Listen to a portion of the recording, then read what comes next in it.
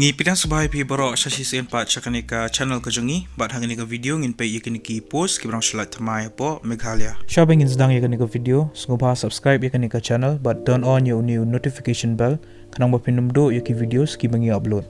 Pila ruban follow yangi hapo ka Instagram kani ka Instagram account kajongi.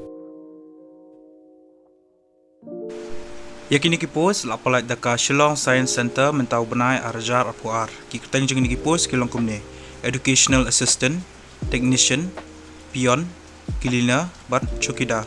Kelas date lani katarik bakado papila ban samen ki applications kede haulai pauterik benai April arajar apuar. Ya ka post educational assistant kebalai kawai ka salary lani ketulap kede apu hajar hak si benai. Ke educational qualification kalongkumne Lade ban pendap ya ka graduation haka science, PCM, papidi rubandan ka knowledge haka computer. Ya kini ka post pidan kamru ke experience ban hikai ya ka subject science haki school. Lani lade ban involve haki activities jengka science kum haka astronomy nakano ka institution. Ya ka post technician electronics ka balai kawai ka salary lani ketulap ka dekhasan hajar hak si benai. Ke educational qualification kalongkumne Lade ban pendap ya ka ITI haka electronics pat pidi rubandan license experience lani diploma haka electronics lani biomedical electronics engineering pat pidi rubandan ka knowledge haka computer. Ya kani ka post ru pidan kam at least license experience. Ya ka post beyond multitasking ka balai kawai ka salary lani ketulap ka dech pawajar hak si benai. Ke educational qualification kalongkumne Lade ban pendap ya ka HSSLC lani ka class 12. Pidi rubandan ka valid driving license bat ka knowledge haka computer.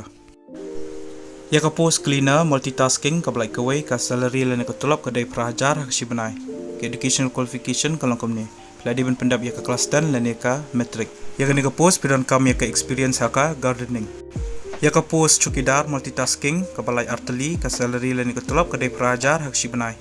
Bagi ka educational qualification kalongkumne pihak ban pendap ya ka class 10 lani ka matric. Ya kini ke post pidan kam at least 6 experience haka security work pat pidi rubandan ka driving license. Ki candidates ki belong eligible biku ban apply kini ki post pihak ban apply haka standard application form bat pidi ruban ai ka biodata bat ki attested copies jong ki certificates bat ki testimonials ki jong pi. Ya ki applications pihak ban submit daka post syaka office of Shillong Science Center NEEIU campus Meghalaya Shillong. Lani pilak ban email syakani ke email address shillongsciencecenter@yahoo.in. Ka official notification lani ka notice ngalai po description jagani ke video tis ngubha download bat play shoya ka syabapin apply kini ki post kanang bapin tip shushu syapang ki wiki details.